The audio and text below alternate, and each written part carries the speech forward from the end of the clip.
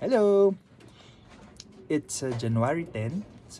And napakaganda po ng ating reading for today. And it's entitled In Right Relationship. And this is from the book of Genesis, chapter 15, verses 1 to 10. So let me read it to you. God's covenant with Abram. After these things, the word of the Lord came to Abram in a vision. Fear not, Abram, I am your shield. Your reward shall be great. But Abraham said, O Lord God, what will you give me? For I continue childless, and the heir of my house is Eliezer of Damascus. And Abraham said, Behold, you have given me no offspring, and a member of my household will be my heir. And behold, the word of the Lord came to him. This man shall not be your heir. Your very own son shall be your heir. And he brought him outside and said, Look toward heaven and number the stars. If you are able to number them, then he said to him, So shall your offspring be. And he believed the Lord, and he accounted it to him as righteousness. And he said to him, I am the Lord who brought you out of Ur of the Chaldeans to give you this land to possess. But he said, O Lord God, how am I to know that I shall possess it?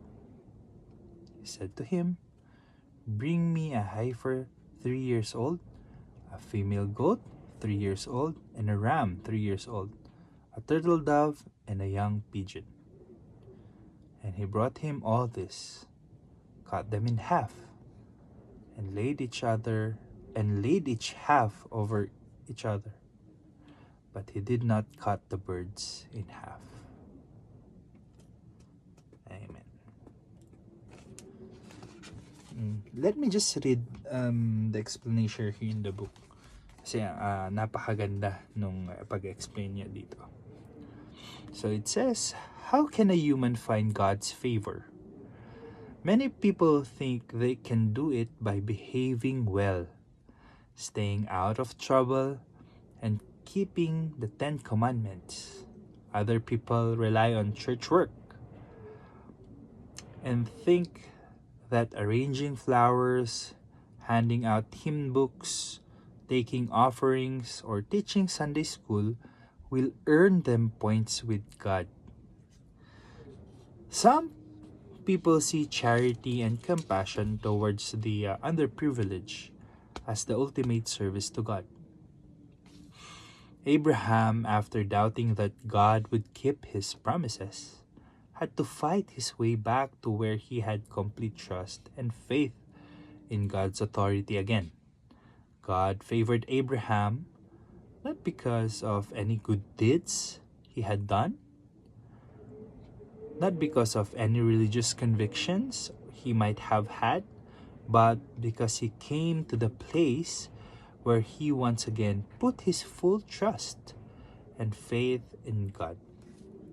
God was pleased with Abraham because he found his way back to him. He repented and trusted God once more. Their relationship was restored, and Abraham made his peace with God. If you haven't already done so, follow this example without delay. Like Abraham, you cannot earn God's favor. The way to do it is to put your complete trust to the living Christ and in Him alone.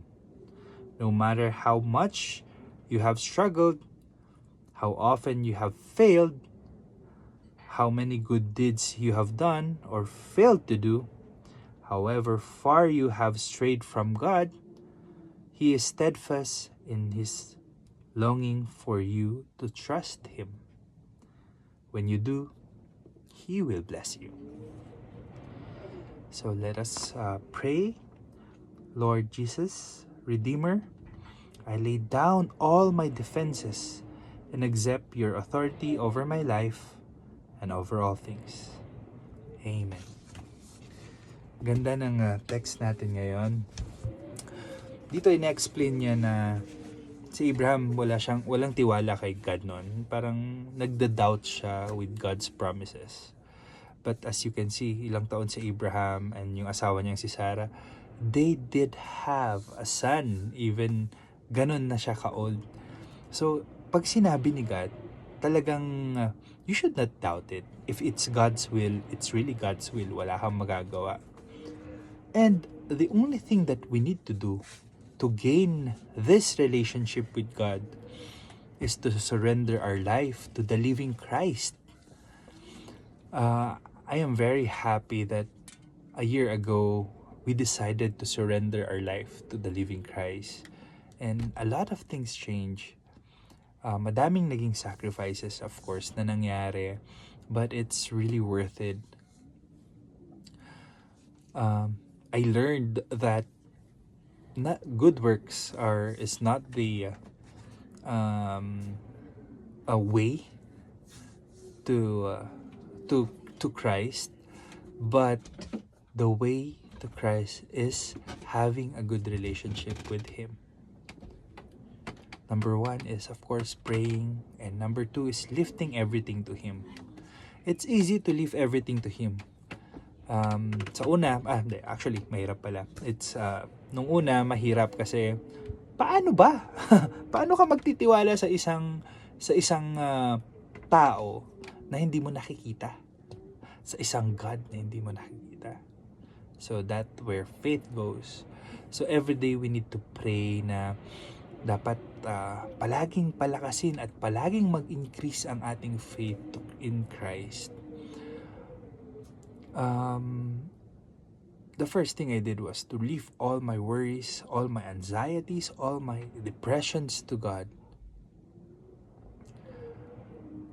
And everything came smoothly. As in, sobrang laki ng mga pagbabago nangyari sa life namin when we decided to offer or to surrender our lives to Christ. Like Abraham, we need to repent and confess, of course, for doubting God. Wala namang perpekto na tao. Lahat tayo nagkakasala. And we just need to go close to God, to Christ. And we should need to build a good relationship with Him. So, as the text said kanina na we just need to lay everything to Him. So, I'm very excited na magamit itong text na to para mas lalo tayong magtiwala at lalo tayong mag-surrender kay Christ. Alright, so let us pray. Lord Heavenly Father, maraming salamat po sa araw na binigay niyong ito. Maraming salamat po sa mga daily provision na binibigay niyo sa amin. Maraming salamat po sa protection na binibigay niyo sa amin. Maraming salamat, Lord, sa paghahawi ng any danger na pwede po naming maharap. Pero with you, Lord, with your protection, we are always safe, O Lord. We are always safe under your cloak, O Lord. And we are very thankful for this. We worship you, Lord. We glorify you. Dahil lahat po ng kung anong meron kami, lahat po ng talent namin, lahat po ng skills namin, lahat po ng knowledge namin, galing po lahat ito sa inyo, O Lord. You designed us in your own image and likeness, O Lord. And I'm sure, Lord, na you designed us with a purpose, with your purpose. Alam ko, Lord, na hindi pa po kayo tapos sa aming mga buhay. Madami pa po kaming gagawin to spread the good news to the world. And we thank you, Lord, for using us. We are very humbled na ginagamit niyo po kami upang mapalawak po namin ang iyong kingdom dito sa earth, O Lord. praise and glorify you, O Lord. Maraming salamat po. Lord, we pray na patibayin niya po ang aming faith sa inyo. We pray, Lord, that you increase our faith in you. We pray, Lord, na palagi niyo po kaming bantayan, palagi niyo po kaming iiwas sa mga temptation. And we pray na palagi pong nasa amin ang iyong Holy Spirit, O Lord, para malabanan po namin lahat ng temptation na ginagawa po ng kalaban, O Lord. Maraming salamat po sa araw-araw na binibigyan niyo sa amin upang mapagpurihan po namin kayo. To glorify you, O Lord. Thank you, and we love you. Like Abraham, O Lord, help us to restore our trust in you. Help us, Lord, to surrender everything to you. You are the only way, O Lord, to find peace and love. And we thank you for your sacrifice in the cross. We worship you, O Lord. You are the King of Kings. Wala po kayong katulad. Your name is above all every name, O Lord. You are the most powerful. You are the most high. We glorify you. All the glory is for you, O Lord. Thank you, Lord. And we end this prayer with the name of our Christ, our Savior, Jesus Christ. Amen. Thank you so much, and I hope to see you again tomorrow. Bye!